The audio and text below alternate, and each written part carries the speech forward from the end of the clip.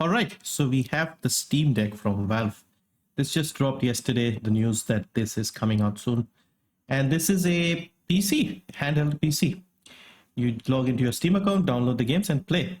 Now, it's a little pricey, I feel, but let's just go over this and see the pros and cons. Now, I noticed already it has the buttons at the back like the Elite controllers. And here we have the, touchpads at the front. The positioning of the analog sticks and the buttons high above, they seem a little uncomfortable, but I'm sure they have done some testing to see how this works. Now, I personally prefer the analog sticks in the asymmetrical style, the Xbox style, and that just suits and feels more comfortable. On top here, it looks more like your PS4 DualSense type controller, and yeah, it's got an interesting layout, let's say. Will it work or not? Of course, we'll have to see some videos and see. Now, it is initially only going to be available in Canada, US, UK, and other EU region. I don't think it's coming to India, and maybe not even coming to India later on. So yeah, so we seem to have like a really good Switch competitor, because the Switch has been getting a lot of success with third-party titles. A lot of game companies have been porting their games to the Switch, even things like Doom, for example. This is more powerful than the Switch. And of course, you don't really need anything else, because this is just a PC, handheld PC. So your Steam library is there. The benefit for people like us in terms of regional pricing, etc., is immense here, because the Switch prices are very high for games. They barely have any sales, and the same game which will be given away free a lot of times on Steam or Humble or other places is $30-40 on the Switch. So that makes the gaming side very affordable. Now let's look at the different versions they have and the pricing, etc. So right now they seem to have three versions. They have the $399 version with the 64 GB memory, and it's eMMC internal storage. The Switch, I believe, has a 32 GB memory, and it's also like $300, so a little more, or $350. I'm not sure about the Switch. It's not available in India, sadly.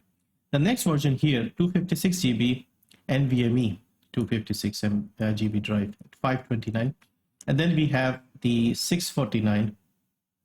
Is the color changing, or is it just me? $649 for the 512 GB version. And yeah, this one seems to have a lot of premium things here. You have the 512 GB NVMe, you have faster storage, we have anti-glare etched glass, so I believe this one doesn't have that. Exclusive carrying case, this one has like a basic carrying case. Steam community profile bundle, I don't know, I don't think this is worth anything. Exclusive virtual keyboard theme, again, use this, what do we do with the theme of a keyboard? So I think most people will go for between these two. Now there is a micro SD slot available to expand this. What do I think of this? This is very good for people who want a alternative to Switch, but a bit more power and the ability to have more games from the Steam library. But as a PC alone, does it work? Maybe in the current climate with the lack of graphics cards and other hardware, $650 is the same price as the MSRP of the 6800 XT graphics card from AMD. The 3080 is like $700. Again, these are MSRPs. They are nowhere near MSRPs. In fact, they're not even available. So for the price of one graphics card, you are getting a pretty decent handheld gaming PC. And you also have a dock for it. Let me see if they have the picture of the dock here. They haven't really announced much as far as the dock is concerned. They've just said it's coming soon, more information soon. So you can put the micro SSD. There's this dock here. There's a dock. See docs tech spec. Let's see. What do we have here? It's showing you all the things. Okay, so this is like the tech specs. We can go into this in more detail. So at the moment, it's got an AMD APU, Zen 2, 8 compute units of RDNA 2 architecture, 1.6 teraflops. Now for comparison, we have an interesting idea here. I thought I'll have a look at the Xbox Series S, the smaller one. The Series S is also running a Zen 2 processor custom, 4 teraflops. Now remember, that thing has 1.6 teraflops, 20 compute units, that has 8 compute units. 10 GB RAM, but the other one has 16. And 512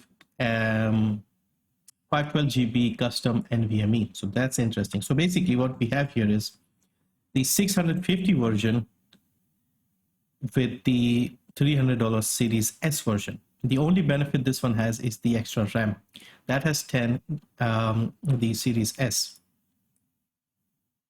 DDR6 RAM, and this one has 16 LPDDR5 RAM.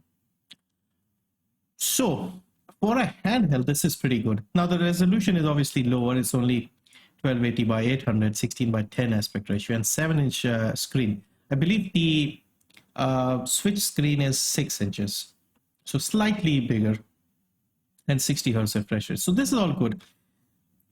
The thing that I like is the option to have the portability with this thing. Will I buy one if I could? Probably not. This is like an extra thing that people who already have everything and want gaming on the go, they might get that. For example, if I could afford a decent graphics card, I would get that. If not, I'll get a console. The Series S looks even better value now when this thing is out. So if you see here the pricing, as I showed, the $650 version is similar to the Xbox Series S, and it's more than double the price. $300 for the Series S and $650 for this one. Let's say you get the cheaper one, it's still $400 for this one with only 64 GB RAM, and that one has 512 NVMe SSD. So I think Microsoft is actually giving us a great deal with the Series S. Yeah, so this was about the Steam Deck, but the more I think about it, the Series S makes even more sense now, like an even better option. So yeah, if I already have a good PC, if I have a console, and then I want games on the go and all my cheap Steam games on the go, then yeah, this makes a lot of sense. This is really good. Or somebody who has like an old PC and who can't get hold of like new components and new graphics cards, I think this is another option. But again, we can't get hold of those, and this won't be coming to India either. So unfortunately, not an option for us. But for people in the US, UK, Europe, etc., I think this is an excellent idea. It's actually, like I said, a better Switch replacement, because a lot of the Switch indies were going to Switch and they were doing really well. We already have the indie games on Steam. And also another thing I've read somewhere is that you can actually install other stuff as well, because it's got like a variant of Arch Linux or something. So you can even install Epic Game Store on this one. So even better. I like this sort of more open source way of doing things. I think you can even install Windows. So yeah, pretty good. Pricing seems a little aggressive, I feel. But again, it's a handheld. The console is like just a console. This one has a screen on it as well. So it makes sense that it will be a little more expensive. But from a performance standpoint, it's not bad. And these RDNA 2, AMD Zen 2, chips, they are really good and they seem to be doing very well. I've seen some other handhelds. I forgot the name of it. There was one I saw recently. I wish I remembered the name, but it also had like a Ryzen Zen 2 RDNA 2 architecture in that, and it also looked promising. So this is like a better, more sort of bigger brand version. And yeah, slight thing, like I said, is the controller layout they have here. I'm just curious to see how it works. They also have the touchpads underneath the control. Doom Eternal. Is this Doom Eternal? I don't know. It doesn't look like Doom Eternal. I haven't played Doom Eternal, but this looks more like Halo to me. Or does the, Doomslayer go out in somewhere greener? I don't know. Maybe it is. I don't know. It says the actual gameplay running on prototype hardware. So yeah, this guy seems to be enjoying it. And he's using the thumb pad here on the right as like a mouse, basically. So we'll have to see how shooters work. Obviously, there'll be aim assist and things like that. But also the battery life, we'll have to get some information about that, like how long does the battery last. It has the dock mode, obviously, but if it lasts like 2-3 hours, then yeah, it should be fine. I don't know how long the Switch battery lasts, but yeah, it's basically it's a Switch Pro for PC, I guess. So let me know what your thoughts are on this. And if you could get this, would you consider something like this? I may consider this, but yeah, I would first try to get like an Xbox Series S or perhaps like a better graphics card. And then if I'm like super rich and I want more ways to game on the go, then yeah, I'll definitely think about this. But yeah, I like the idea, I like the innovation they've tried to do here, and it looks promising.